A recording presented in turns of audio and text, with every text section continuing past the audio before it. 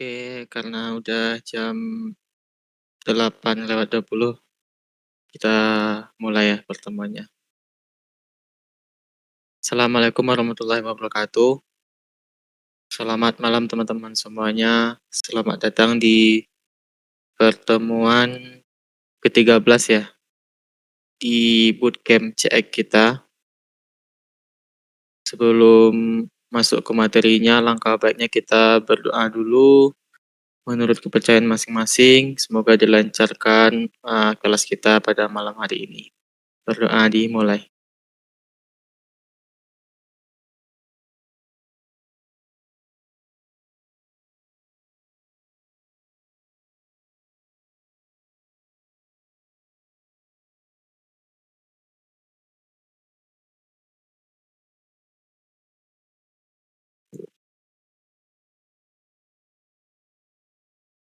Oke, masih pada hadir ya, padahal lagi tanggal merah. Terus untuk jadwal yang Senin kemarin, saya izin minta pindahin lagi ke hari Kamis. Kalau nggak Jumat nanti ya, nanti ada follow up-nya lagi di grup WA. Jadi kita langsung aja masuk ke pembahasan kita pada hari ini. On.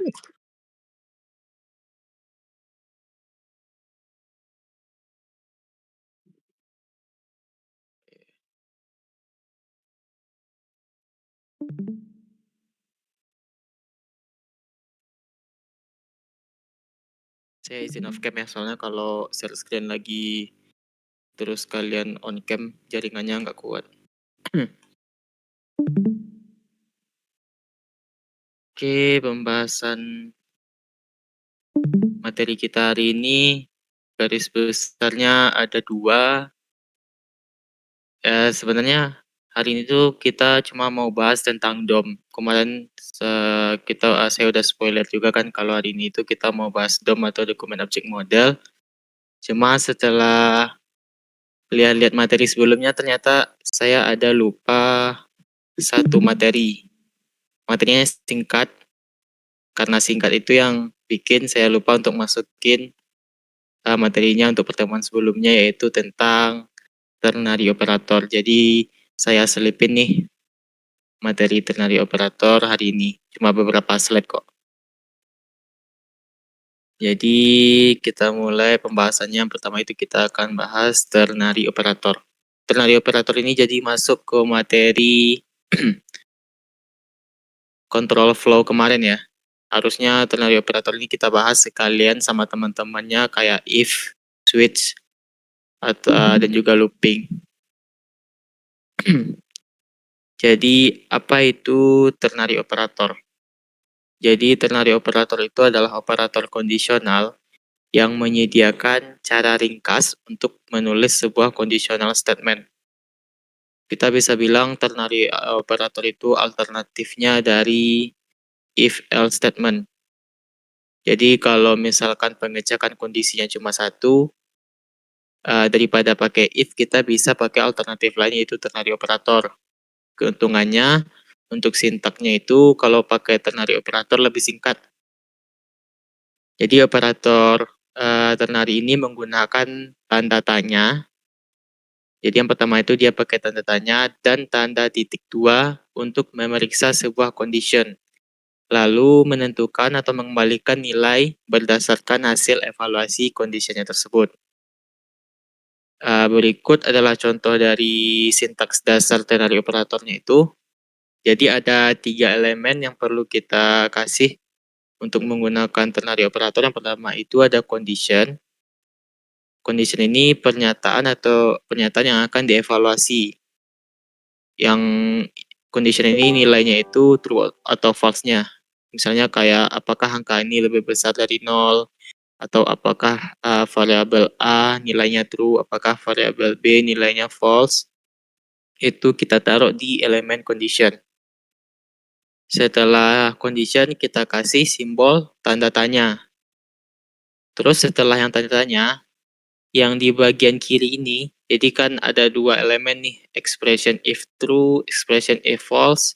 Terus keduanya dipisahkan pakai tanda titik dua.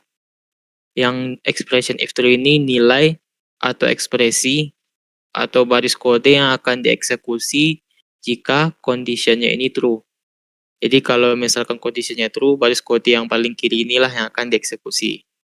Terus sebaliknya kalau misalkan conditionnya false, maka nilai atau ekspresi yang paling kanan ini yang akan dikembalikan atau dieksekusi.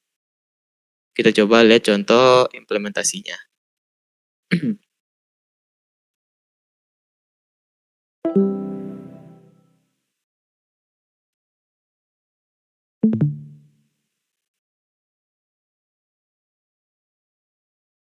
Jadi untuk ternary operator, dia punya sintaks dasarnya itu, yang pertama itu ada condition,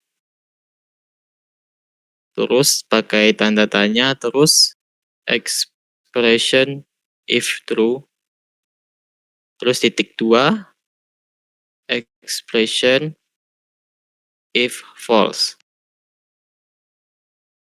Jadi kita coba lihat contoh implementasinya. Misalkan kita punya sebuah variabel angka, const number. Variabel number isinya itu atau value-nya itu angka 5. Terus kita mau ngecek apakah angka 5 ini positif atau negatif. Kita pakai contoh implementasi sederhana aja ya.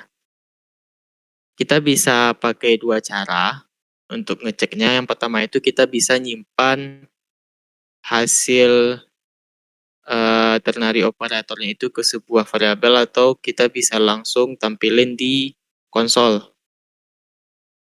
Yang pertama kita coba simpan dulu hasil ternary operatornya di sebuah variabel. Misalkan kita kasih nama variabelnya variabel result. Terus kita tulis deh statement ternary operatornya. Jadi yang pertama itu condition ya. Jadi condition itu kita mau ngecek apa? Misalkan kita mau ngecek variabel number.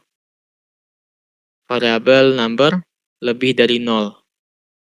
Berarti bacanya itu apakah variabel number ini lebih dari 0? Pakai tanda tanya. Kalau dia benar, jalankan kode ini. Kalau dia salah, jalankan kode yang di kanan. Berarti kalau misalkan apakah number itu lebih dari 0? Kalau dia benar, kita kembalikan nilai ini bilangan positif. Tapi kalau misalkan number itu tidak lebih besar dari 0, kita bisa kembalikan ini bilangan negatif. Sekarang kita bisa cetak results-nya di konsol. Kita coba run.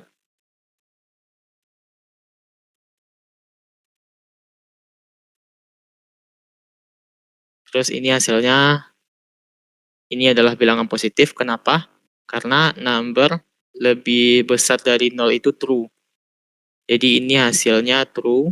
Kalau ini true, maka yang dijalankan atau yang dikembalikan nilainya yang di sebelah kiri, bukan yang di sebelah kanan.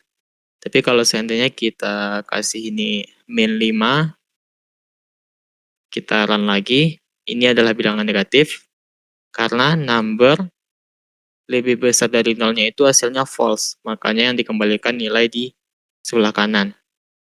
Kita bisa langsung menjalankan ternary operatornya di konsol. Kayak gini. Ini lebih simpel lagi. Jadi kita nggak nyimpan hasil return value-nya ke variabel manapun. Tapi kita langsung cetak aja ke konsolnya. Kalau kita jalanin itu hasilnya sama kayak sebelumnya. Jadi ini adalah ternary operator namanya. Kita bisa pakai alternatif untuk pengganti if else. Kalau if else-nya itu singkat aja ya, pengecekan kondisinya 1. Terus ada juga nih contoh implementasi pengecekan status login. Skenario seperti ini nanti pas kita udah belajar framework React itu sering banget akan kepake yang namanya ternary operator. Jadi kalau di React itu bisa dibilang eh, if itu jarang digunakan. Kita lebih sering pakai ternary operator karena lebih singkat. Dari info aja untuk nanti saat kita belajar React. Jadi eh, kita harus benar-benar paham tentang ternary operator ini. Terus ada juga yang namanya chained ternary operator atau ternary operator bersarang. Jadi ternary operator juga bisa digunakan secara rantai untuk beberapa condition. Istilahnya kalau ini kan kalau kita coba konversikan nih, kita konversikan ternary operator ini ke if else, kurang lebih kita coba ya. Kita misalkan buat variable result, terus kita kasih result.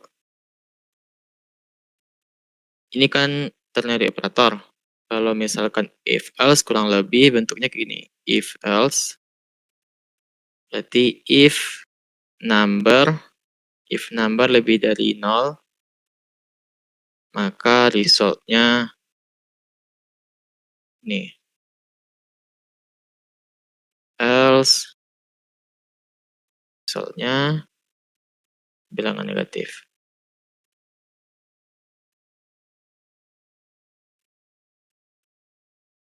Sebenarnya dua statement kode di atas ini, yang ini ya, yang ternary ini sama yang di bawah ini if else, itu fungsinya persis sama.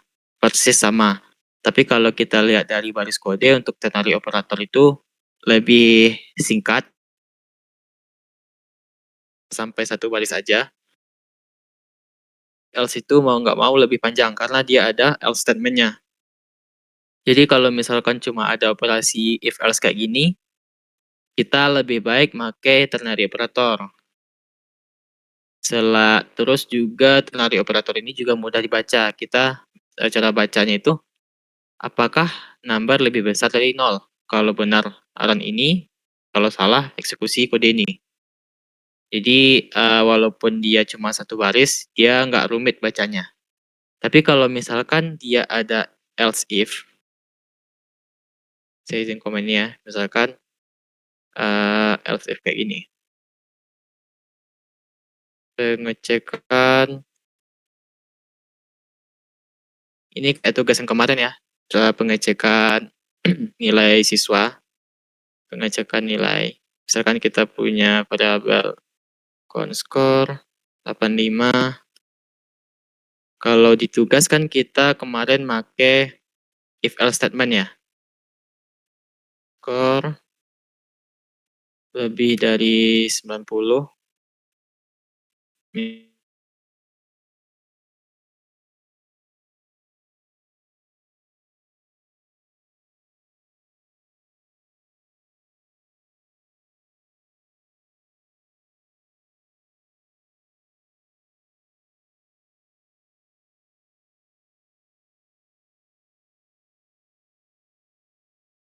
Nilainya B. Kalau misalkan FL-nya 70, berarti nilainya C. Kalau di bawah 70 kita kasih aja D. Oke. Kalau misalkan condition if else if statementnya kayak gini, apakah kita bisa pakai ternary operator? Jawabannya bisa. Ini bahas apa ya? Oh, sorry bang. Ini kita lagi bahas ini ternary operator. Kemarin sempat lupa masukin materinya di control flow. Kita lanjut ya. Apakah if else statement ini kita bisa convert ke ternary operator? Jawabannya bisa. Cuma sekarang itu kodenya jadi lebih susah dibaca. Kalau kita coba convert ke ternary operator kurang lebih kayak gini. Apakah skornya itu, kita cek dulu nih condition pertama. Apakah skornya itu lebih dari 90? Kalau betul, maka kita kembalikan nilai A. Tetapi jika salah, kita lakukan pengecekan lagi. Kalau salah, kita cek lagi apakah skornya lebih dari 80. Kalau misalkan true, berarti kita kembalikan nilai B. Kalau misalkan false, kita ulang lagi pengecekannya. Jadi kalau untuk if statement kurang lebih kalau kita konversi ke ternary operator bentukannya kayak gini. Jadi ada berulang-ulang kali pengecekan. Berarti kita kasih C. Terus kalau misalkan else-nya ini baru yang terakhir, berarti kita kasih D. Secara baris kode memang lebih singkat pakai ternary operator. Cuma kita cukup susah untuk membaca kodenya. Nih. Makanya kalau misalkan if else-nya itu lebih dari pengecekan kondisinya lebih dari satu, kita lebih bagus pakai if else statement langsung. Cuma kalau misalkan cuma sederhana if else-nya kayak gini, kita bisa konversi ke ternary operator.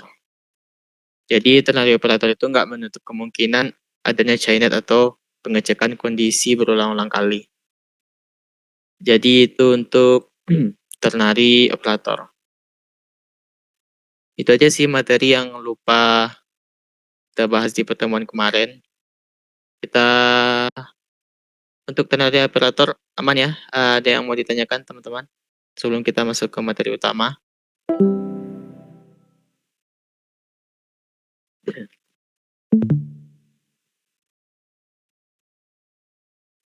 Mana kita masuk ke pembahasan utama atau topik utama kita pada malam hari ini, yaitu tentang DOM atau dokumen object model. Kita bahas dulu definisi DOM atau pendahuluannya. Apa itu DOM? DOM itu merupakan singkatan dari dokumen object model. Jadi DOM ini adalah representasi berbasis objek dari dokumen HTML atau XML. Tapi dalam studi kasus kita berarti kita representasi dari dokumen HTML ya. Jadi info aja kalau HTML itu termasuk bahasa struktur guys. Bahasa struktur itu nggak cuma HTML, ada yang satu lagi yang namanya XML. Cuma nggak terlalu familiar lah orang pakai XML. Jadi dengan DOM, JavaScript itu dapat membaca, memodifikasi, menambahkan, atau menghapus elemen-elemen dalam dokumen web. DOM memungkinkan kita sebagai developer untuk membuat website yang dinamis dan interaktif. Jadi kalau kita mau buat website yang dinamis, nggak cuma statik, itu kuncinya ada di DOM. Jadi itu bedanya. Kita bisa bilang DOM itu adalah jembatan yang menghubungkan kita, bukan kita ya, maksudnya itu JavaScript dengan HTML atau CSS. Jadi penghubung antara HTML, CSS, dan JavaScript itu adalah DOM, salah satunya. Jadi HTML atau CSS itu, jadi HTML bertanggung jawab untuk mendefinisikan struktur web. Sedangkan CSS itu bertanggung jawab untuk melakukan styling atau memberikan style ke elemen-elemen yang sudah kita definisikan di HTML. Sedangkan JavaScript itu dia bertanggung jawab untuk membuat website kita itu menjadi dinamis dan interaktif. JavaScript dapat membaca, memodifikasi elemen HTML, terus JavaScript juga bisa mengubah styling yang udah kita terapin ke CSS, atau mungkin juga merespon interaksi pengguna atau interaksi user, misalnya user klik, terus user nekan keyboard, atau misalnya user gerakin mouse, itu kita bisa kasih respon terhadap interaksi-interaksi dari user tersebut. Jadi nggak cuma statik ya, kalau statik kan nggak ada interaksi tuh di dalam websitenya. Contohnya di website berita itu kita cuma scroll ke bawah aja terus baca beritanya sampai habis. Kalau misalkan websitenya dinamis, kita bisa ngisi value di form, kita bisa interaksi. Kalau diklik elemen A ada aksinya, diklik elemen B ada aksinya. Jadi nggak flat aja. Itu yang baru disebut dengan website dinamis. Terus di DOM itu ada yang namanya model hierarki, dan struktur DOM. Jadi DOM itu merepresentasikan dokumen, maksudnya itu dokumen HTML ya, sebagai sebuah struktur pohon atau tree. Jadi DOM itu memvisualisasikan dokumen HTML kita tuh layaknya sebuah pohon, di mana di dalam pohon itu kan ada ranting ya. Kalau rantingnya itu kita sebut sebagai node. Jadi setiap elemen dalam dokumen HTML itu adalah node. Terus node juga terdiri dari beberapa jenis. Yang pertama itu ada dokumen node. Ini adalah node yang utama yang merepresentasikan seluruh dokumen. Terus node selanjutnya ada yang namanya elemen. Isi elemen node ini elemen-elemen yang kita definisikan di HTML, misalnya kayak div, p, paragraph, button, form, dan lain sebagainya. Pokoknya elemen yang udah kita bahas di pertemuan sebelumnya. Terus ada juga text node, teks yang berada di dalam elemen HTML atau konten dari elemen HTML ya. Terus ada lagi yang namanya attribute node. Jadi attribute node ini isinya atribut-atribut yang ada di HTML, misalkan kayak ID, class, style, terus masih banyak ya. Kalau di UL ada style juga, di form ada action, pokoknya segala atribut yang ada di HTML itu disimpan di atribut node. Terus yang terakhir itu ada comment node. Jadi walaupun comment itu nggak dijalanin sama browser, tapi dia tetap dikonversi menjadi comment node. Jadi tetap disimpan tuh komentarnya di browser walaupun nggak dieksekusi.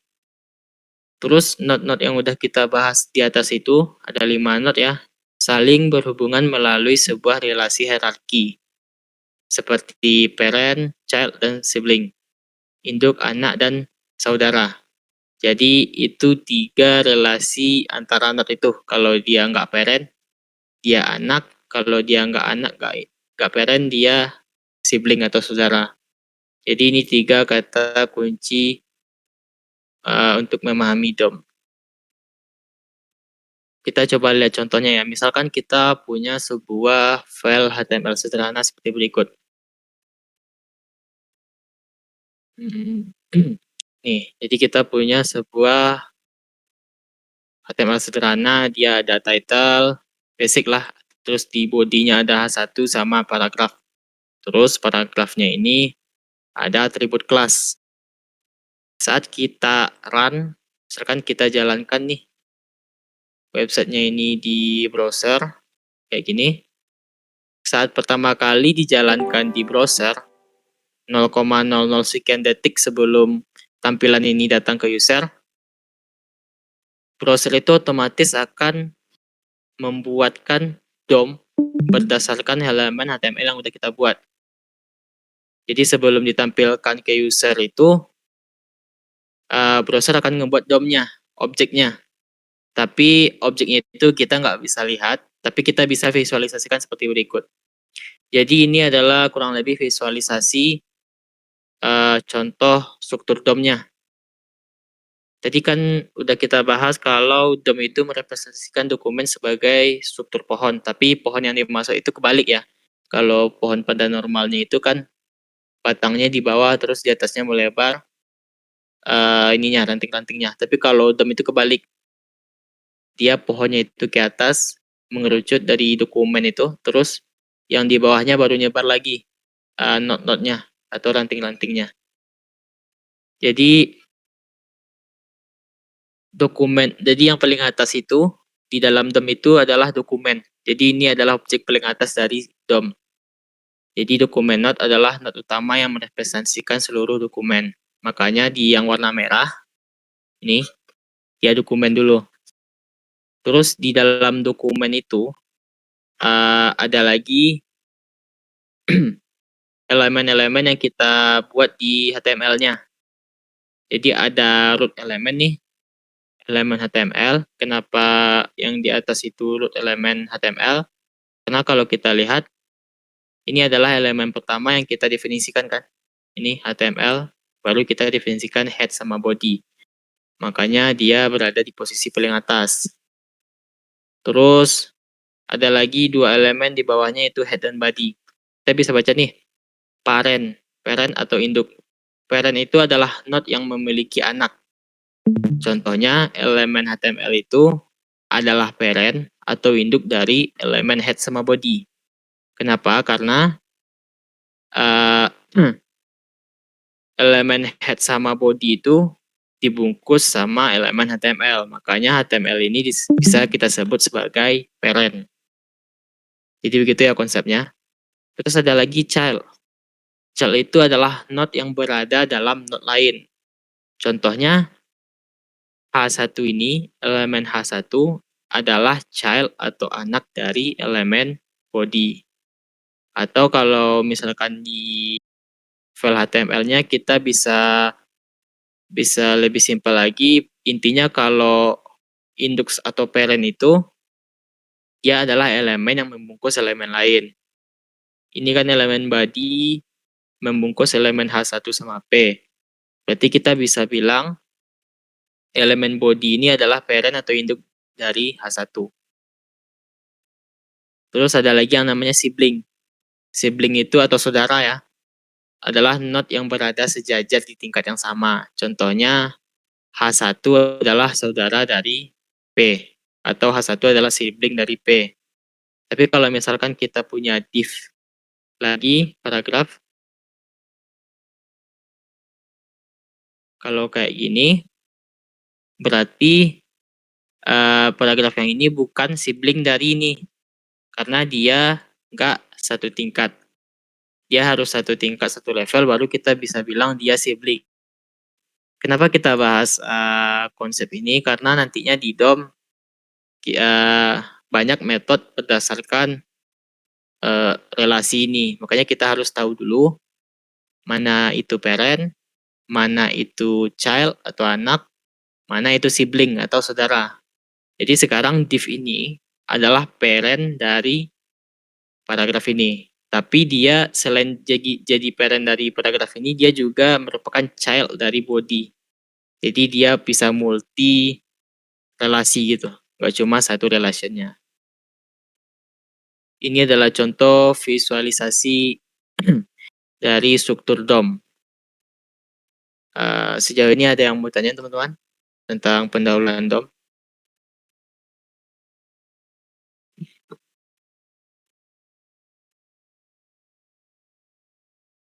Aman ya?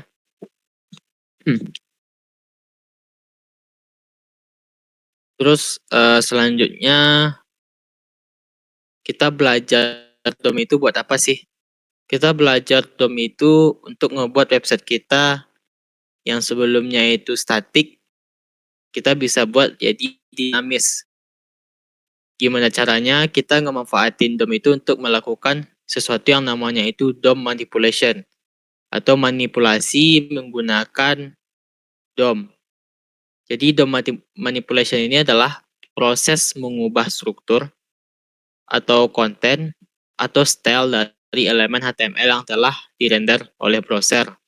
Jadi kita mengubah HTML atau CSS-nya itu, tapi posisinya website kita udah di render sama browser. Jadi kita ngubahnya itu saat user lagi pakai websitenya. Jadi itu yang bisa dilakukan sama DOM manipulation. Proses ini memungkinkan kita sebagai developer itu untuk menciptakan halaman web yang lebih dinamis dan interaktif dengan merespon aksi pengguna secara real time. Jadi DOM manipulation dapat dilakukan melalui berbagai metode atau function dan properti yang telah disediakan oleh objek DOM. Jadi banyak metode atau properti yang udah disediakan langsung dari DOM-nya itu, kita tinggal pakai aja. Kita nggak perlu buat dari nol atau manual. Dengan DOM manipulation, elemen-elemen halaman web dapat diakses, diperbarui, ditambahkan, atau dihapus tanpa perlu merefresh halaman. Jadi kalau di sebelum kita belajar DOM kan, kalau kita mau lihat atau mau melakukan perubahan nih, misalnya di websitenya kita mau ngubah tulisan ini, kan kita ubahnya manual kan, di dokumen HTML-nya secara langsung. Kita ubah dulu di source code-nya, terus kita save dulu, baru kelihatan perubahannya. Tetapi dengan DOM, kita nggak lagi nyentuh file HTML-nya. Kita sekarang ngubahnya itu melalui penggunaan JavaScript. Apa keuntungannya? Kita bisa ngerubah webnya selagi usernya pakai webnya. Jadi selagi user ngebuka website, kita bisa nyesuaiin kontennya tanpa harus ngebuka source code-nya lagi. Jadi itu salah satu keuntungan kita menggunakan DOM manipulation atau melakukan DOM manipulation. Sekarang kita bahas tentang langkah-langkah untuk melakukan DOM manipulation. Secara garis besar ada tiga langkah yang harus kita lakukan untuk melakukan manipulasi DOM. Yang pertama itu ada yang namanya selecting elements atau memilih elemen yang mau kita manipulasi. Terus yang kedua, setelah kita milih elemennya, kita lakukan manipulasi manipulasi elemennya. Jadi kita mau apain elemen tersebut? Mau kita ubahkah, mau kita hapus, atau mau kita kasih aksi tertentu. Setelah itu, yang terakhir itu ada events. Tapi sepertinya pembahasan event nggak kita bahas pada malam hari ini karena untuk selecting elemen sama manipulation elemen itu aja udah panjang materinya. Makanya saya mutusin untuk event ini kita bahas di pertemuan selanjutnya. Jadi langkah pertama selecting elements. Jadi JavaScript itu menyediakan berbagai metode atau function untuk mengakses elemen-elemen dalam dokumen HTML. Kita bisa memilih elemen HTML itu berdasarkan berbagai macam hal, misalnya kita bisa berdasarkan ID, kita bisa berdasarkan nama kelas, terus kita juga bisa berdasarkan nama tag HTML-nya. Dengan memilih elemen secara spesifik, kita sebagai developer dapat mengatur konten atau isi HTML-nya, kita bisa mengatur style, kita bisa mengatur atribut, dan lain sebagainya terhadap elemen tersebut. Tetapi sekarang kita ngatur hal-hal tersebut kayak konten style itu nggak lagi dari HTML langsung. Kita mengaturnya by JavaScript. Kita menggunakan JavaScript untuk mengatur HTML. Maka dari itu kita bilang tadi ya, kalau DOM itu bisa dibilang jembatan yang bisa menghubungkan antara JavaScript dengan HTML atau CSS. Jadi kurang lebih ada 5 nih metode yang bisa kita pakai untuk memilih elemen HTML-nya yang mau kita manipulasi. Ada get element by ID, get element by class name, dan lain sebagainya. Tetapi kalau kita perhatiin, semua awalannya itu dari objek dokumen. Dokumen titik, sampai akhir. Karena kita akan sering nama objek dokumen, kita bahas dulu sedikit tentang apa itu dokumen. Jadi dokumen adalah objek global yang mewakili seluruh halaman web yang sedang ditampilkan di browser. Objek ini memberikan akses ke semua elemen, struktur, dan konten dari halaman HTML. Jadi bisa dibilang dokumen itu adalah pintu gerbang untuk berinteraksi dengan halaman HTML yang ada di dalam web. Jadi kalau misalkan DOM itu kita ibaratkan jembatan yang menghubungkan JavaScript ke HTML, kalau dokumen ini pintunya buat kita berkomunikasi dengan HTML sama CSS. Apa aja yang bisa kita lakukan dengan objek dokumen? Banyak. Segala hal yang berhubungan dengan DOM itu biasanya dimulai dari objek dokumen. Misalkan kita mau ngubah URL. Misalkan kita mau ngubah URL dari user. Jadi yang ngubahnya itu kita ya, bukan user yang ngetik manual, tapi kita mau ngubah linknya dari source code kita itu pakai objek dokumen. Kita mau nge-refresh, misalkan setelah user mau masukin value ke form, kita mau otomatis webnya refresh. Itu kita bisa pakai objek dokumen untuk melakukan skenario tersebut. Jadi dokumen itu bisa untuk mengakses elemen, menambah atau mengubah elemen, atau mungkin menghapus elemen juga bisa, terus menangani event. Jadi dokumen ini kurang lebih saat kita mengakses website, misalkan kita akses website, kita enter, sebelum tampilan ini di render atau ditampilin ke user, otomatis nanti browsernya Jadi dalam studi kasusnya ini kan eh, Chrome-nya inilah yang akan ngebuat objek dokumennya. Jadi di background prosesnya kayak gitu. Yang ngebuat dokumen itu adalah browser.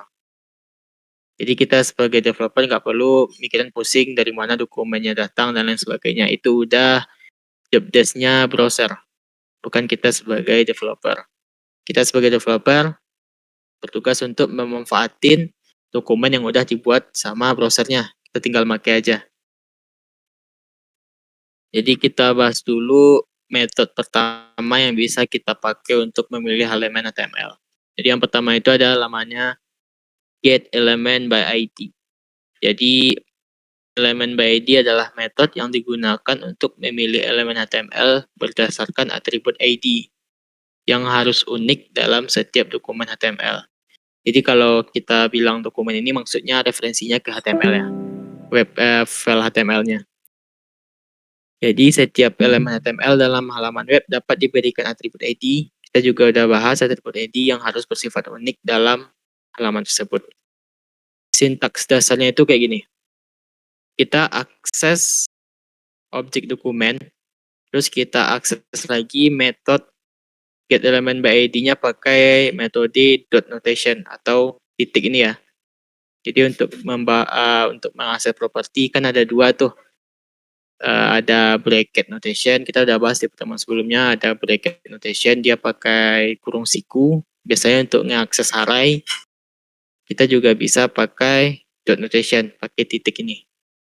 Terus kita masukin nama metodenya get element by ID, terus di dalam ini argumen. Jangan kebalik ya, ini argumen bukan parameter. Kita masukin argumennya itu nilai dari atribut ID yang mau kita pilih. Jadi kita coba lihat contohnya.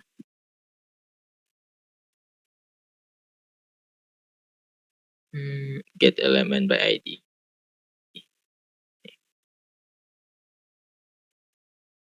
Ntar ya, coba jalanin di website.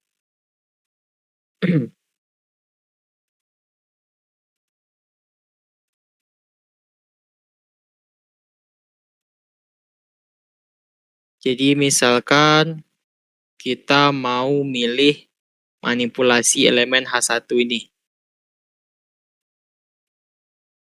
Nih, jadi kita punya HTML persis kayak ini ya. Hello world, ada H1, terus ada button. Untuk mengakses elemen H1-nya, kita tinggal nulisin sintaks dasarnya tadi, yaitu dokumen, titik, terus nanti banyak tuh metode yang disediakan sama dokumen. Kalau teman-teman lihat tuh, ini semua otomatis dibuatin sama browsernya nanti. Jadi kita nggak perlu pusing datangnya dari mana. Salah satu metodenya itu ada namanya get element by ID. Yang ini. Terus kita kasih argumen nama ID-nya. Di sini kan nama ID-nya main title nih. Main title terus kita paste aja. Terus kalau semisalkan kita udah select elemennya terus diapain?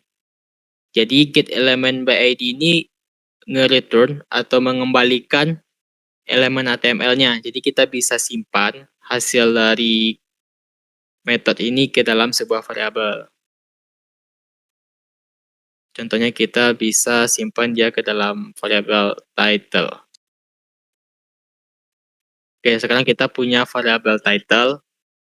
Tipe datanya itu sekarang berubah nih. Jadi HTML elemen. Jadi variabel ini menyimpan elemen HTML. Kalau kita coba tampilin ke konsol, tampilin nih. Lihat. Yang ditampilin adalah elemen HTML-nya. Kalau kita taruh kursor kita hover ke sini, nanti browser otomatis akan nge-inspect, nge-highlight dokumen mana ini, elemen mana yang kita tangkap ini.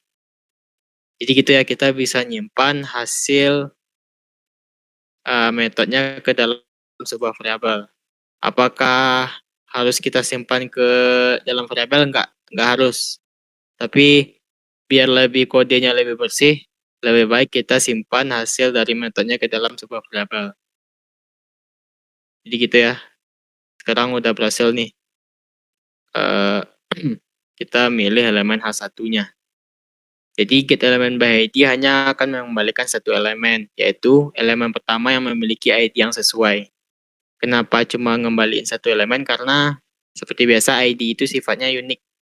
Satu ID cuma boleh ada satu di dokumen HTML.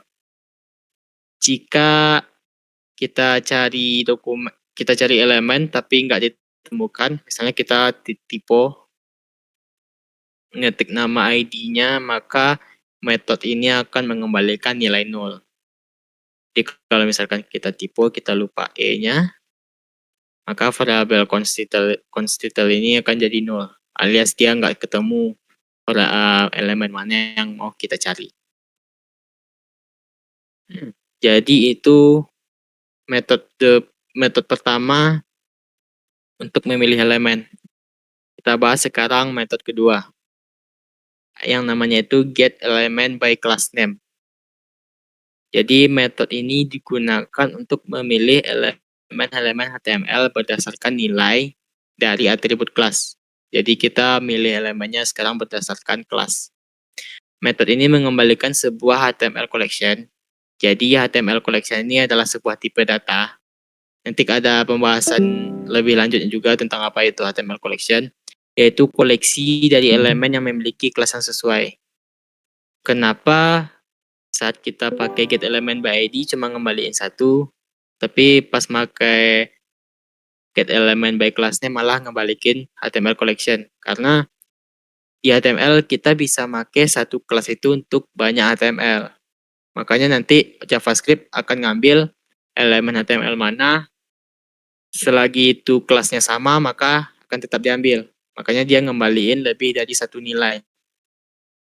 Kalau teman-teman ingat, sebenarnya selecting elemen ini sama kayak proses kita melakukan styling di CSS. Jadi kan sebelum kita mau ngasih style ke CSS kan kita pilih dulu tuh elemen mana yang mau kita kasih styling. Sama kayak proses manipulasi ini, kita pilih dulu elemen mana yang mau kita manipulasi. Untuk sintaks dasar get element by class name sama aja kayak dari get element by ID, kita ngambilnya dari objek dokumen. Terus argumennya itu nama kelas yang mau kita pilih dalam bentuk string. Sekarang kita coba lihat contoh implementasinya get element by class name.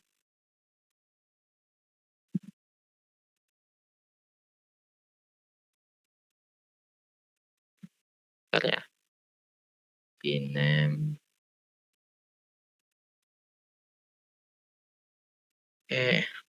Misalkan kita punya sebuah div, ada 4 div nih.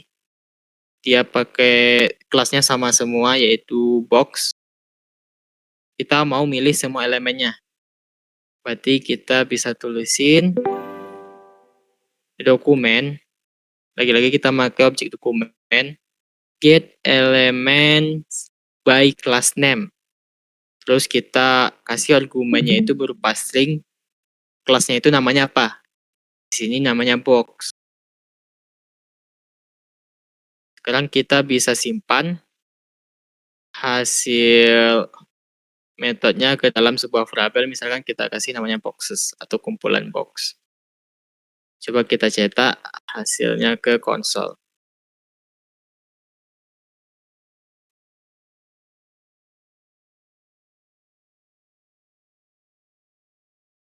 Oke. Sekarang dia beda lagi ya tampilnya. Kalau sebelumnya itu dalam bentuk elemen HTML biasa, sekarang dia tampil dalam bentuk HTML collection. Jadi ada kurang lebih 4 elemen di dalam HTML ini yang punya kelas box. Kalau teman-teman perhatiin dia mirip array ya, tapi dia bukan array. Dia beda lagi, dia bukan array, dia namanya itu HTML collection. Nanti ada pembahasan khusus tuh apa bedanya, tapi kita bahas dulu metode-metodenya. Untuk ngeaksesnya, kita bisa pakai bracket notation. Nih, kalau kita mau akses indeks pertama yang pakai indeks 0. Elemen pertama pakai indeks 0. Jadi persis mirip dengan array tapi ada beberapa perbedaan. Jadi itu untuk get element by class name. Jadi hati-hati ya kalau pakai kelas ini karena kelas itu nggak unik, bisa lebih dari satu, dia bisa ngembaliin lebih dari satu elemen juga.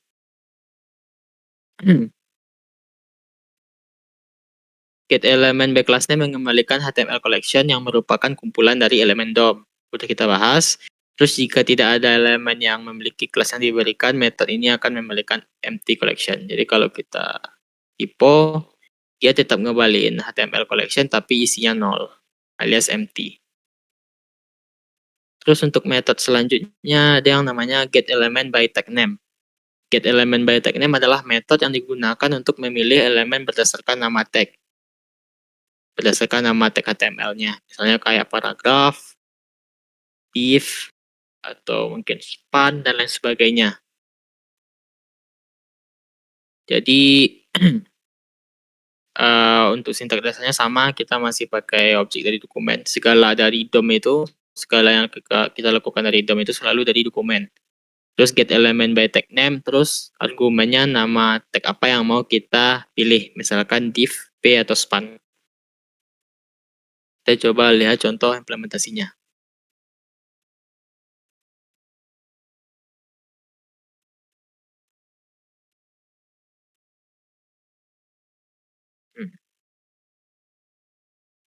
Misalkan kita mau milih elemen yang mau kita manipulasi itu ada H1 sini dan ada H2. Berarti kita dokumen dot get element by tag name. Sekarang by nama tag. Terus kita mau ngasih nama tagnya itu apa yang mau kita pilih. Misalkan kita mau milih H1 dulu deh. Kita simpan hasil metodenya ke dalam sebuah variabel namanya heading. Sama aja kayak contoh sebelumnya. Console.log heading. Jadi get element by tag name ini sama kayak get element by class name. Jadi dia juga ngembaliin HTML collection. Dia karena apa? Karena di HTML itu bisa jadi ada lebih dari satu tag. Karena tag itu nggak harus unik ya. Misalkan kita pilih 2 nih.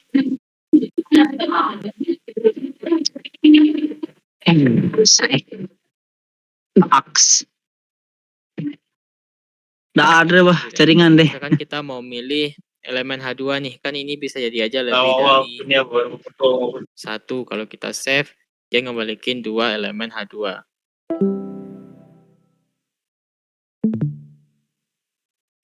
Jadi itu untuk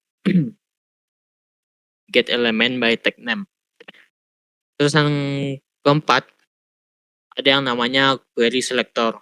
Jadi ini agak beda behaviornya dengan metode-metode yang kita bahas sebelumnya.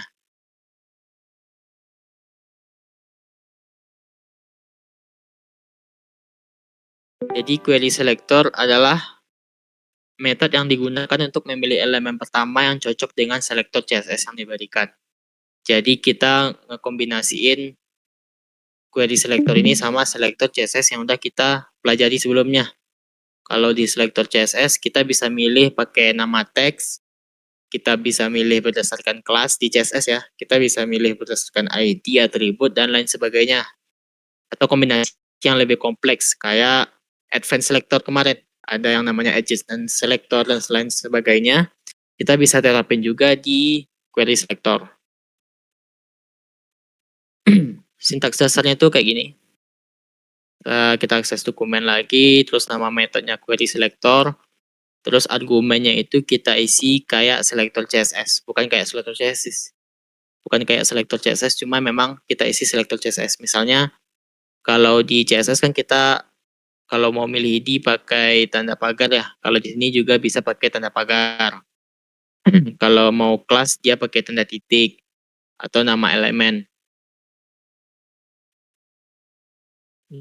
Kita coba lihat contoh implementasinya query selector.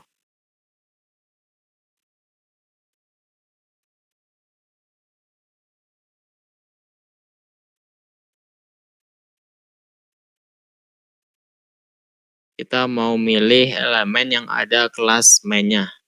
Berarti const main, kita simpan ke variabel aja langsung, dokumen query selector. Kalau untuk ngakses ID berarti kita pakai tanda pagar.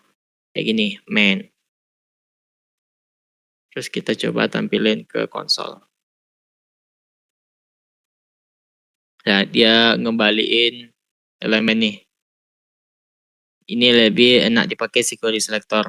Karena kalau kita sering di CSS, kita udah familiar. Kalau kita misalkan mau milih teks, konteks, dokumen, query selector, berarti kita pakai titik ya, kelas tag. Sekarang kita coba tampilan teksnya. Oke. Kalau teman-teman perhatiin, di HTML kita kan harusnya ada dua tuh. Ada paragraf pertama, ini kelasnya teks, terus paragraf kedua, kelasnya juga teks. Tapi kalau pas kita pakai query selector yang dikembaliin cuma paragraf pertama. Kenapa? Karena behaviornya query selector itu mengembalikan elemen pertama yang cocok dengan selector. Jadi dia jadi dia cuma ngembaliin nilai yang pertama kali ditemui. Di sini studi kasusnya yaitu first paragraph. Setelah nemu elemen ini dia nggak akan ngecek lagi ke bawah. Makanya yang dikembaliin cuma satu.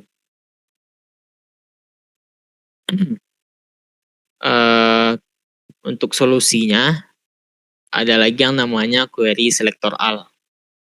Jadi query selector all ini sama kayak query selector, dia pakai selector CSS, digunakan untuk memilih semua elemen yang cocok dengan selector CSS yang diberikan. Jadi nggak cuma elemen pertama aja, tapi semuanya. Jadi metode ini mengembalikan kumpulan elemen dalam bentuk not list. Jadi ada tipe data baru lagi nih, yang namanya itu not list. Tadi HTML collection, sekarang not list. Sehingga memungkinkan pengelolaan beberapa elemen sekaligus. Sekarang kita coba contoh implementasinya. Query selector all ya. Ada kata kunci all-nya. Artinya kita milih semua elemen yang cocok. Kita mau milih semua elemen dengan class box. Berarti const boxes dokumen dot query selector all. Terus kasih selektornya kita berdasarkan kelas, berarti kita pakai tanda titik box. Kita tampilin ke konsol. Terus lihat sekarang dia mengembalikan nilai dalam bentuk not list, beda ya sama yang sebelumnya. Kalau get element by class name ini ya. Kalau by class name dia ngembaliin dalam bentuk HTML collection. Kalau query selector all dia ngembaliin dalam bentuk not list. Dia persis sama, hampir beberapa hal sama tapi ada bedanya nanti. Jadi itu ya. Kalau query selector itu dia ngembaliin dalam bentuk not list. Ini perlu kita pahami. Jadi biar nggak ketukar mana HTML collection, mana not list.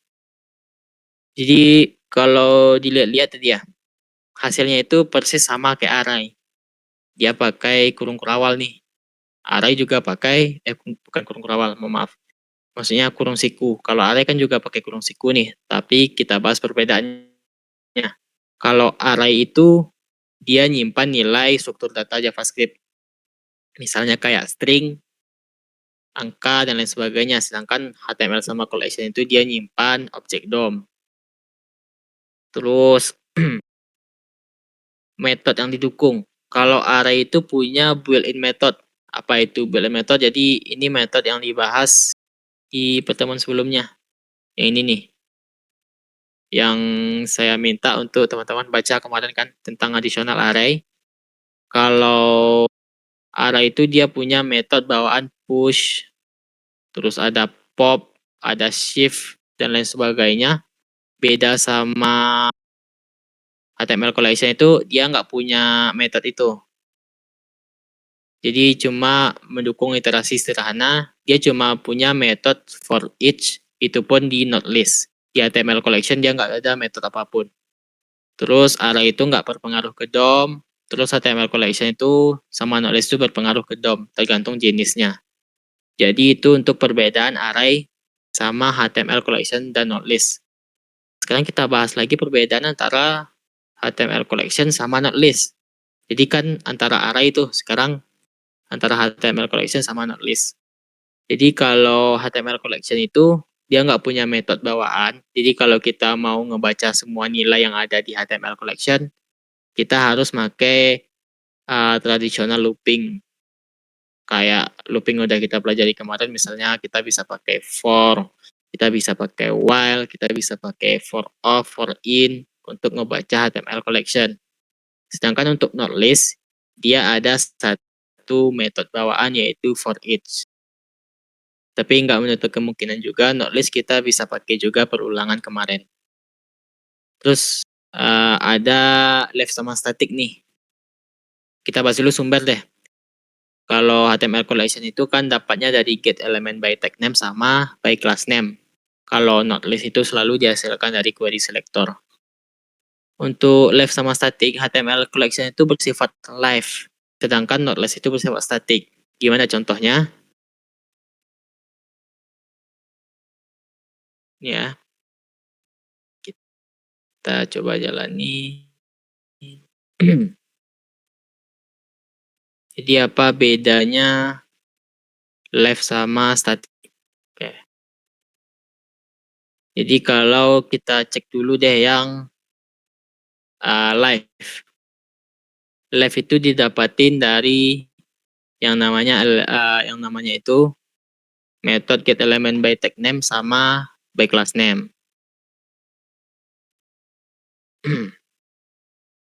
Sekarang kita const boxes sama dengan get dokumen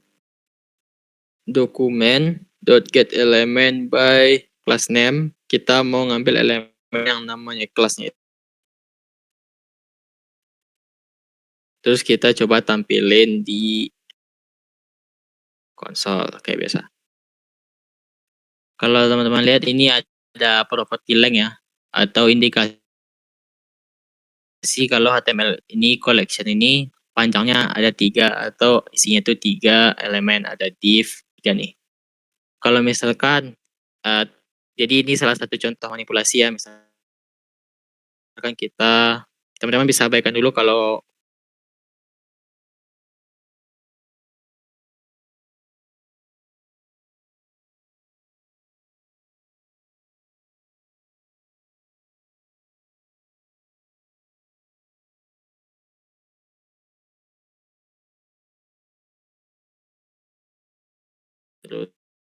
terus new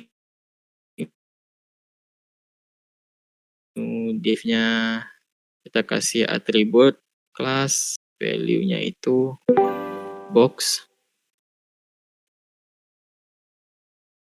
dokumen body append.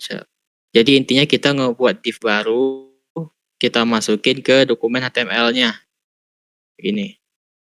Kalau kita save, kita tambahin dulu deh. New div text content. Box keempat. Oke, sekarang sudah ada div. Sekarang ada div baru nih. Div keempat nih kan. Kita nggak nambah via dokumen HTML, tapi kita buat via JavaScript. Jadi sekarang kalau misalkan kita tampil, kan tadi udah dipilih elemennya menggunakan get element by class name. Kalau kita tampilin lagi, ini konsol tampilan pertama, kita tampilin lagi. Sekarang dia menyesuaikan sama elemen div-nya. Sekarang kan elemen div-nya ada 4 nih dengan class box. Jadi HTML collection-nya ada 4 juga. Nih, yang pertama itu dia 3. Terus kita tambah baru nih, div baru. Sekarang kalau kita tampilkan lagi dia ada 4. Itu behavior dari live. Otomatis diperbarui jika DOM berubah. Terus selanjutnya ada static.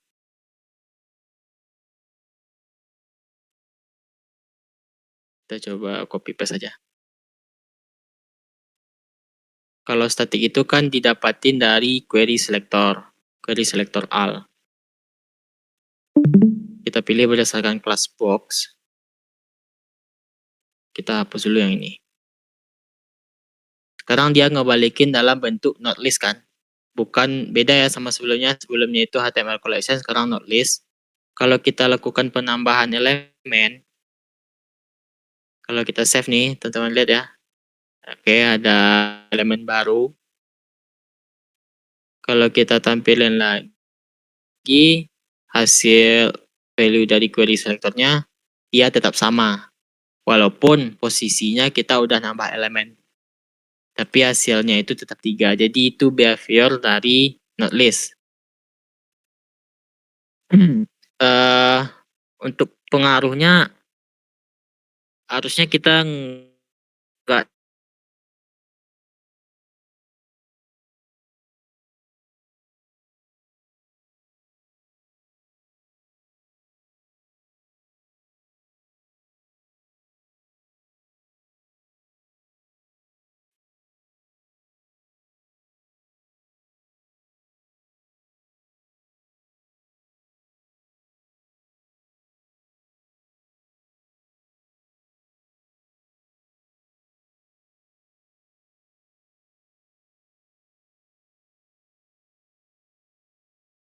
Semuanya tergantung studi kasus masing-masing.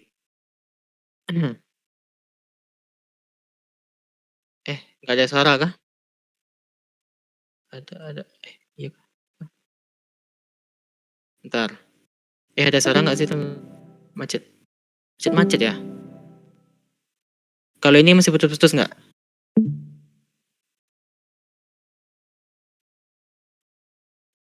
Jaringan ini,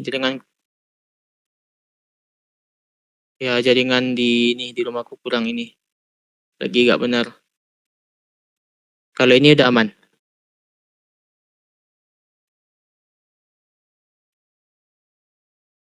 Biasa akhir bulan ini IndiHome. Kayak lanjut ya. Berarti nanti teman-teman tinggal milih aja mau make metode yang mana. Kalau saya pribadi lebih suka pakai yang query selector karena implementasinya sama kayak select CSS, lebih familiar aja. Tapi kalau teman-teman mau pakai by tag name,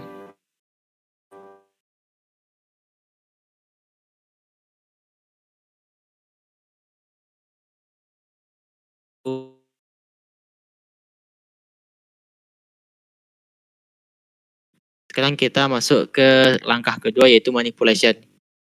Jadi sekarang kita udah berhasil milih elemennya.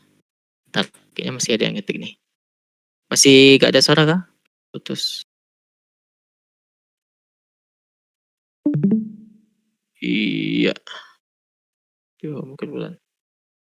Ini bulan susah.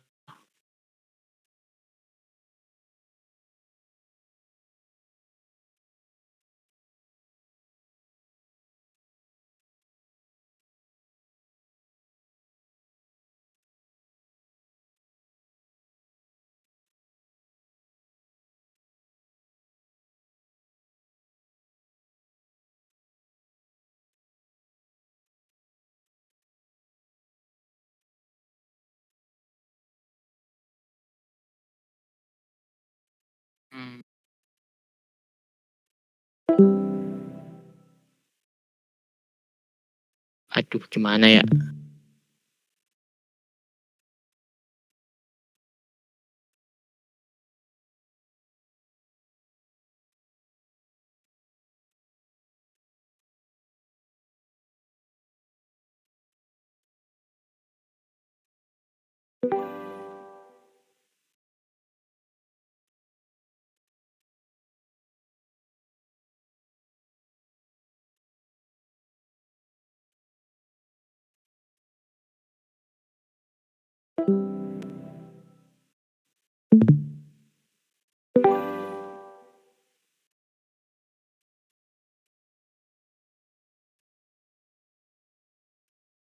Pingnya tuh nggak tinggi sih.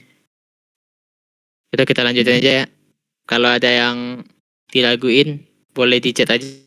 Bingung juga solusinya gimana, soalnya IndiHome akhir bulan emang kayak gitu. Oke, selanjutnya kita masuk ke step manipulation.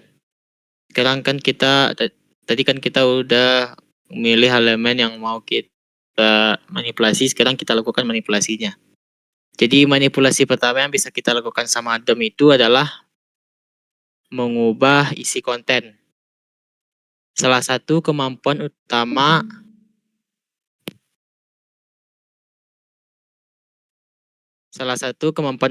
dalam DOM manipulation adalah mengubah isi konten. Secara dinamis, hal ini digunakan untuk memperbarui tampilan interface tanpa usernya perlu melakukan refresh. Ada dua metode yang bisa kita pakai untuk mengubah isi konten. Yang pertama itu ada inner HTML. Terus yang kedua itu ada text content. Kita coba bahas satu persatu. Yang pertama itu ada inner HTML. Jadi inner HTML ini metode yang udah ada dari lama, dari JavaScript. Zaman purba pun udah ada nih inner HTML. Jadi inner HTML adalah properti, inner HTML bukan metode ya, tapi dia properti. Inner HTML adalah properti pada elemen DOM yang digunakan untuk mendapatkan atau menetapkan konten di HTML. Konten ini dapat berupa teks, elemen HTML lainnya, atau kombinasi keduanya. Contohnya, bentar.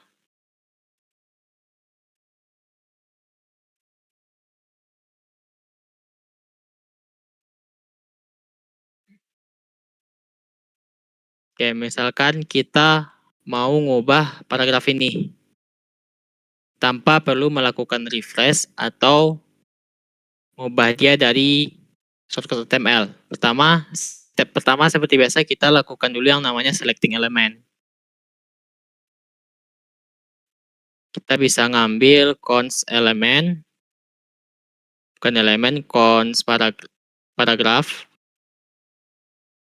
Aman ya suaranya? Jadi cons paragraf, saya di sini sering pakai yang namanya query selector. Nih, query selector kita pilih berdasarkan ID example. Oh, bukan. Ya, ID example. Kalau kita tampilin,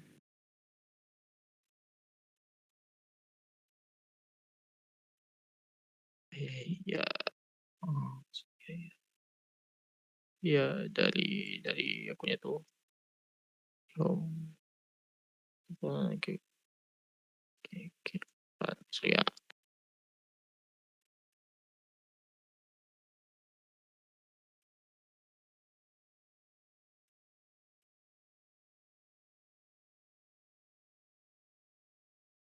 Nah, terlanjut ya. Kalau kita coba tampilin di elemennya, paragraf, ya udah dapat ya elemen paragrafnya nih. Kita sekarang mau ngubah isi paragrafnya. Untuk ngubah isi paragraf, kita bisa lakuin ini nih. Kita ambil elemen paragrafnya, terus kita akses properti. Di sini akses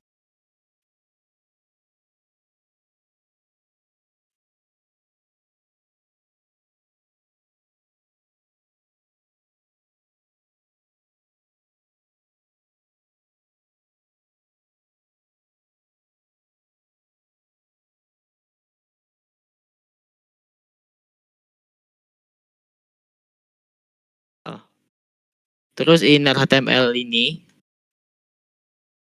Inner HTML ini isinya itu string.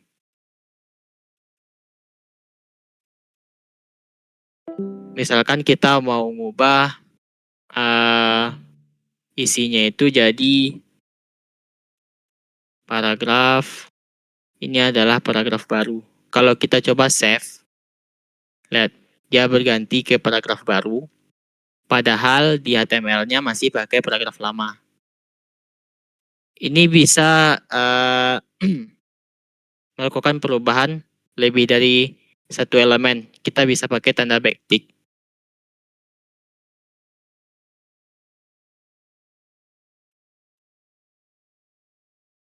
Ini.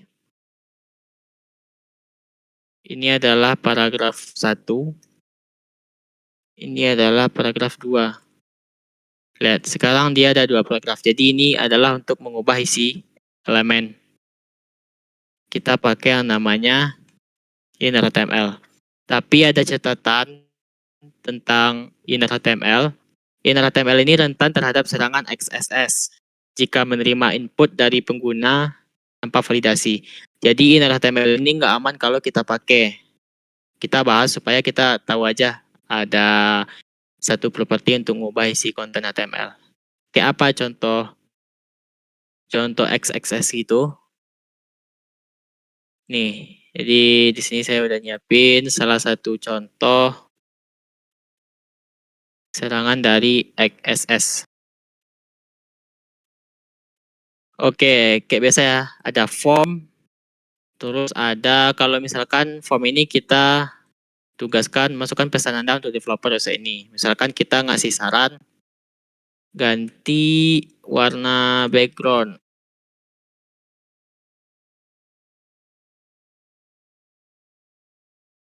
Kalau kita submit, nanti komennya akan muncul di website kita. Tapi kalau misalkan usernya iseng, misalnya usernya iseng nih, dia ngasih paragraf kayak gini.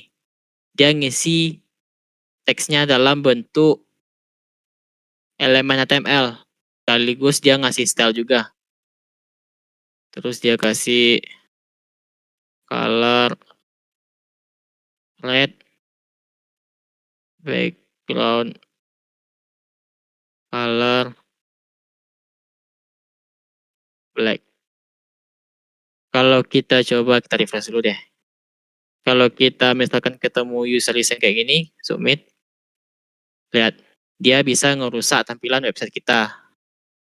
Kalau kita pakai inner HTML. Jadi inner HTML ini nggak aman kalau teman-teman pakai untuk mengubah isi konten.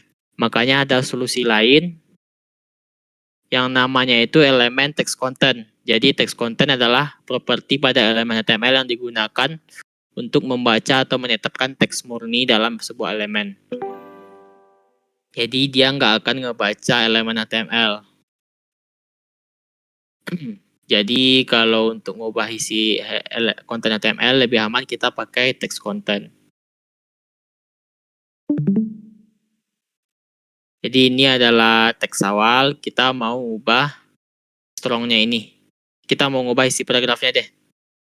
Berarti yang pertama kita lakukan cons example cons container. Kita pilih dokumen query selector dari kelas example. Kita coba tampilin dulu ke konsol.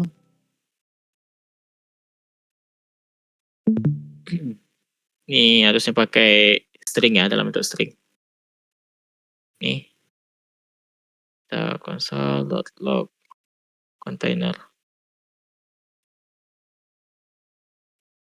Oh maaf, dia pakai ID harusnya. Pakai tanda agar. Nih, udah dapat ya isi dokumennya. Kita bisa ubah isi dari div ini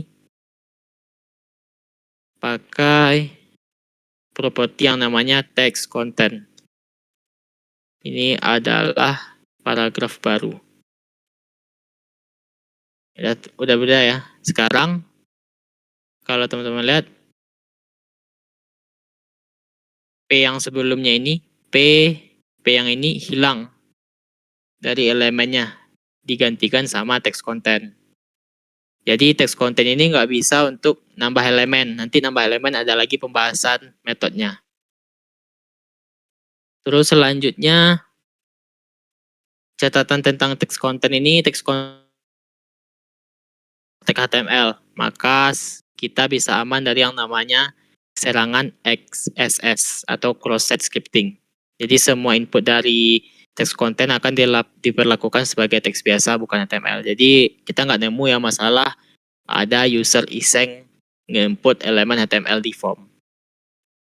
Terus yang kedua, kita bisa manipulasi atribut. Manipulasi atribut merupakan salah satu cara untuk mengubah, menambah, atau menghapus atribut pada HTML secara dinamis. Kita coba lihat contoh implementasinya. Yang pertama itu ada yang namanya set atribut. Set atribut adalah metode yang digunakan untuk menambahkan atribut baru di dalam halaman HTML.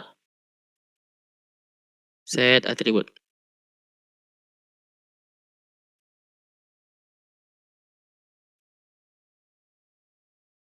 Kita coba perhatiin elemen A ini.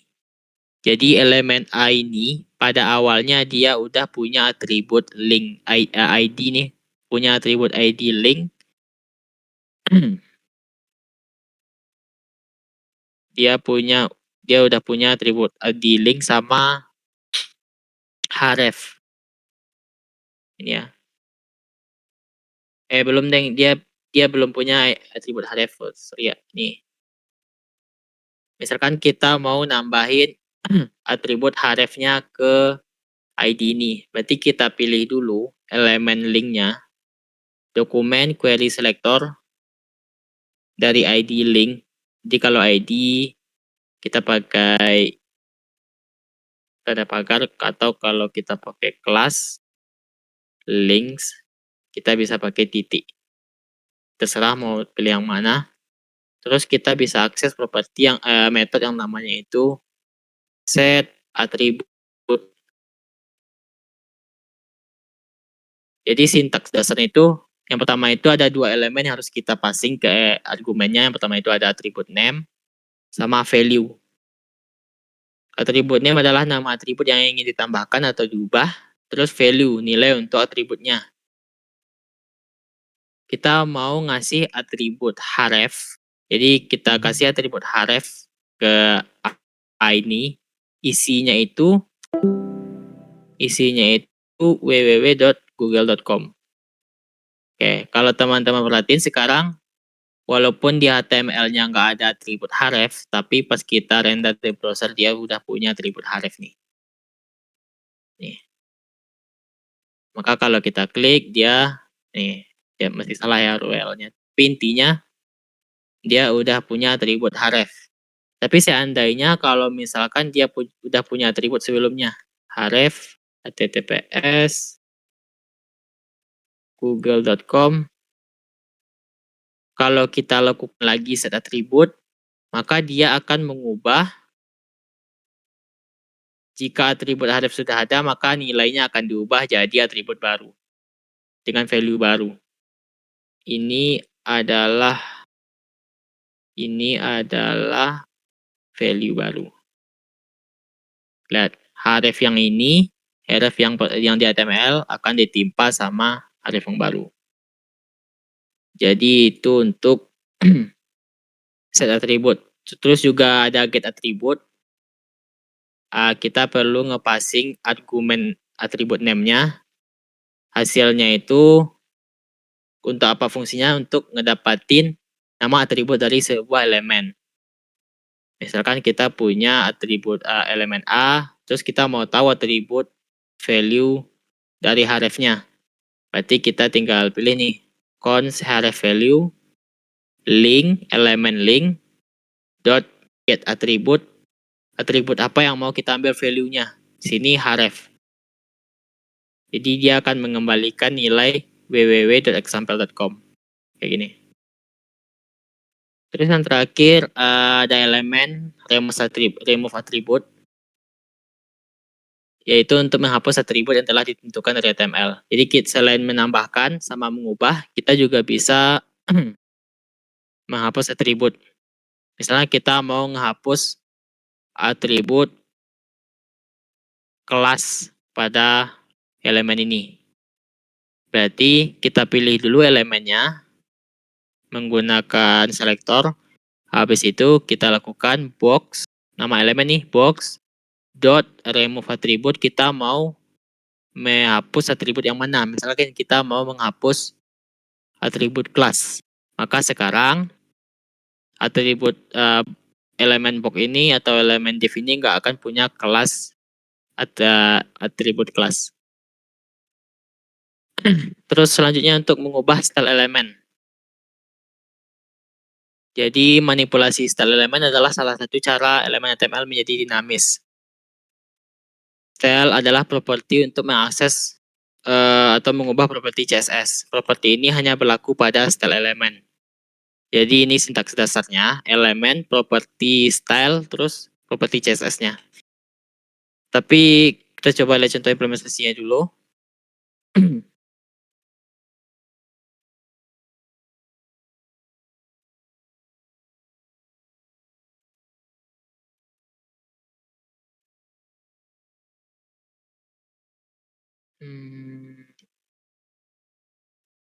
Kita kasih dia background color red. Kelihatan ya? Oh ini. Oke. Kita bisa melakukan perubahan style ini melalui JavaScript. Berarti kita select dulu elemennya, box, dokumen.query selector, class box.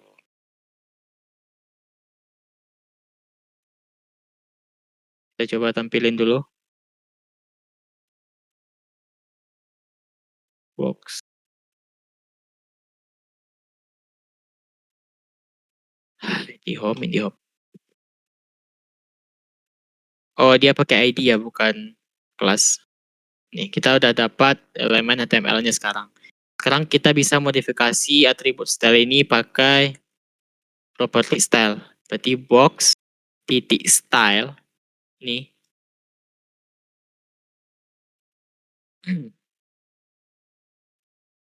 Ya, elemen style property. Terus catatannya satu lagi, nama properti di CSS yang ingin diatur itu dalam JavaScript kita pakai convention camel case. Jadi kalau di CSS kan kita nulis background color-nya itu kayak gini. Background color red kan. Tapi kalau misalkan di JavaScript kita nggak bisa pakai strip ini. Makanya kita ubah dia jadi camel case. Background color. Terus isinya apa? Blue. Aku nggak berubah ya.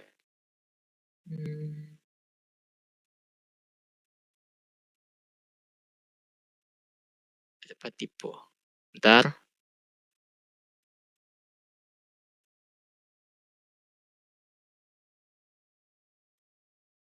Kayaknya ini yang salah deh. Oke, seharusnya ini tuh bisa berubah tuh elemen HTML-nya ini. Atau kalau mau ngubah style lagi kita bisa box.set attribute ini style. Kita kasih dia jadi isinya tuh background color blue. Hilang dia.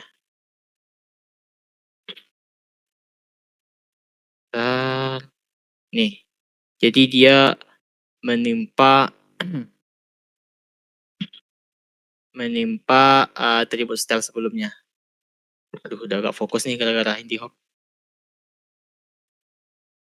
Jadi itu ya untuk property style. Selanjutnya kita bisa lakuin yang namanya menambahkan dan menghapus elemen. Kalau sebelumnya kan kita nambahin atau menghapus elemen HTML itu pakai inner HTML ya. Cuma inner HTML itu udah gak aman karena bisa di Sekarang pakai XSS atau cross scripting. Makanya untuk ngenambahin elemen ada metode yang lebih bagus lagi yang namanya itu gabungan ya. Yang pertama itu untuk menambah elemen kita bisa pakai append child atau insert before. Terus kalau untuk menghapus elemen ada yang namanya remove child atau remove.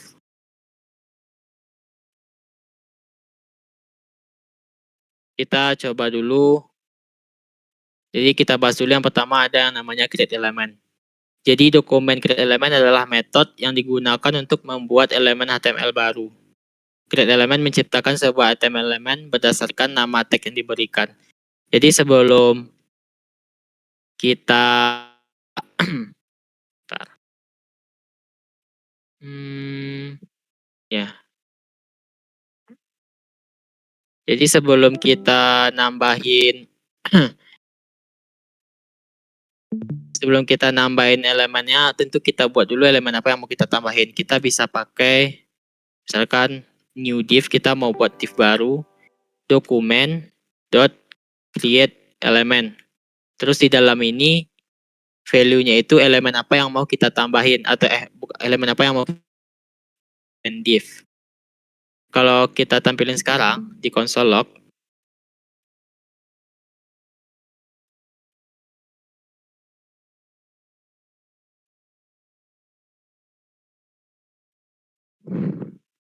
lihat sekarang udah ada div baru, tetapi div-nya itu masih kosong. Gimana cara kita ngisi div-nya?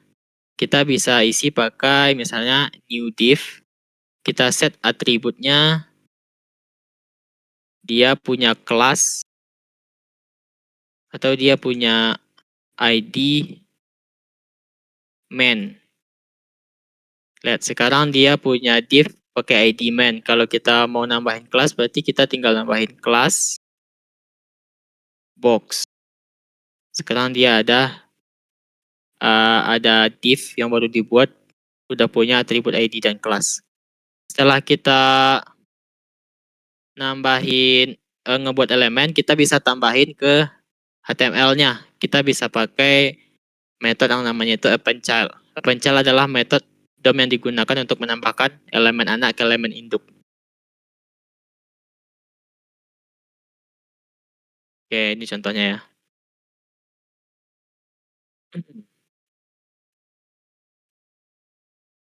Append child. Misalkan kita udah sebut aja. Misalkan kita mau nambahin elemen di sini. Menambahkan elemen baru di sini. Langkah pertama, kita ngebuat elemen baru dulu. Const new div, dokumen, create element, div atau p. Berarti new p.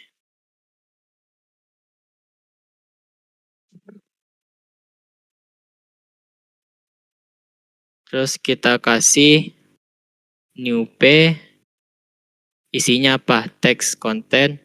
Ini adalah paragraf baru. Oke, sekarang kita bisa masukin paragraf yang baru kita buat ini ke dalam kontainer ini, ke dalam div ini. Pakai cara kita select dulu elemen div-nya ini di const container sama dengan dokumen.query selector container.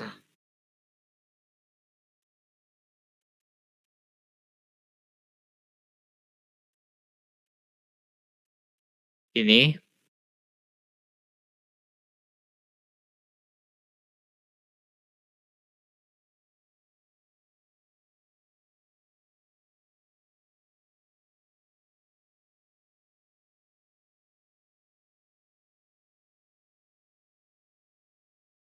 tambahin ke kontainer ini. Misalkan elemen paragraf baru tadi. Sekarang dia ada elemen paragraf. Terus ada juga insert before. karena waktu nggak cukup ya, kita baca aja. Insert before ini untuk masukin elemen juga ke sebuah parent, tapi dia lebih spesifik. Kita mau masukinnya di posisi yang mana. Jadi kalau mau masukin elemennya lebih spesifik, kita pakai metode insert before. Nanti teman-teman bisa baca ya. Terus untuk menghapus elemen, bisa menggunakan metode remove. Untuk sintaksnya itu, misalkan kita punya elemen HTML seperti berikut, kita mau ngapus paragrafnya. Berarti kita pilih dulu elemen yang mau kita hapus, const elemen to remove. Kita pilih berdasarkan ID to remove yang ini berarti. Terus untuk menghapusnya kita tinggal akses method remove. Kita masukin nama elemennya di sini. Terus .remove. Nanti otomatis akan dihapus elemennya. Walaupun di dokumen HTML-nya itu masih ada elemen HTML-nya. Jadi juga ada parent remove child. Sama kayak menambahkan elemen, kita bisa menghapus elemen lebih spesifik lagi. Biar nggak salah hapus. Nanti pakai yang namanya parent titik remove child. Misalkan kita mau ngapus paragraf P, tapi spesifik yang ada di dalam kontainer. Berarti kita pilih dulu kontainernya, paragraf induknya ini. Query selector, tanda pagar kontainer. Berarti yang kita ambil parentnya dulu. Terus kita pilih lagi const child atau anaknya dokumen query selector, paragraf child. Sekarang bisa kita hapus melalui parentnya. Berarti kita akses dulu variabel kontainernya, titik remove child, terus anak mana yang mau kita hapus, anak elemen mana yang mau kita hapus, yaitu child. Sekarang kita passing childnya ini ke argumen ini.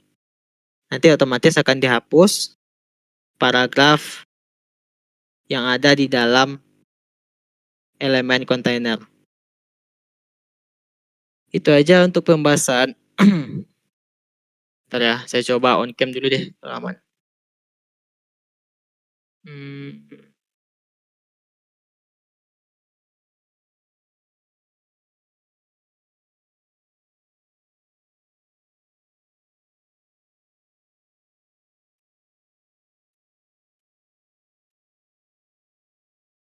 Oke, itu aja untuk pembahasan. Bentar, isi minum dulu.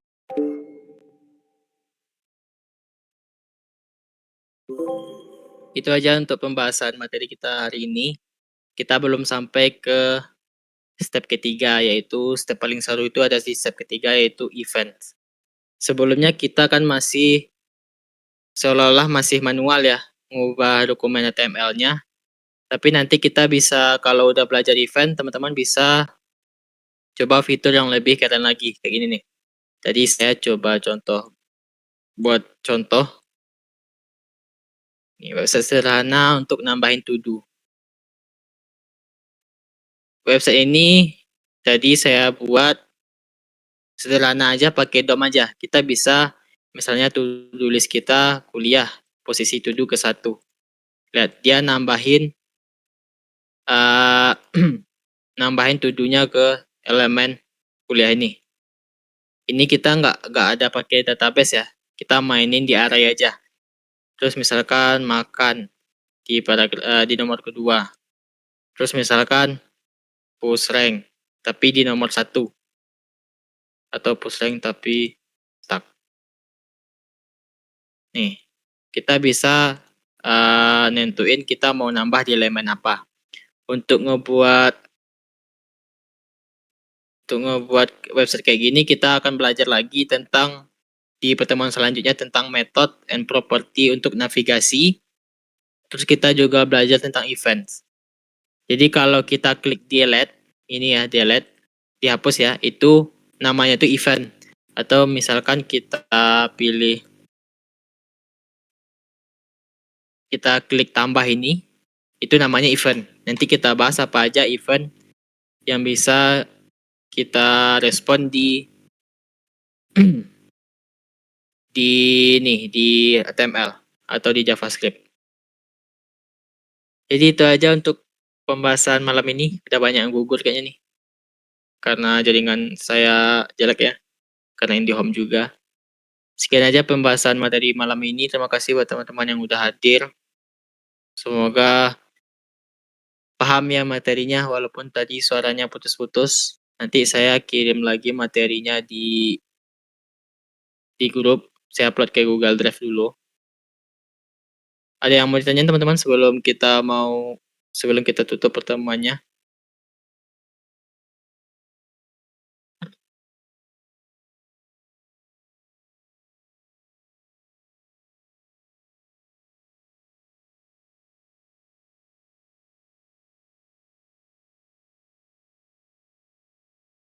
Oke ya, gak ada pertanyaan. Terus pertemuan kali ini nggak ada tugas juga.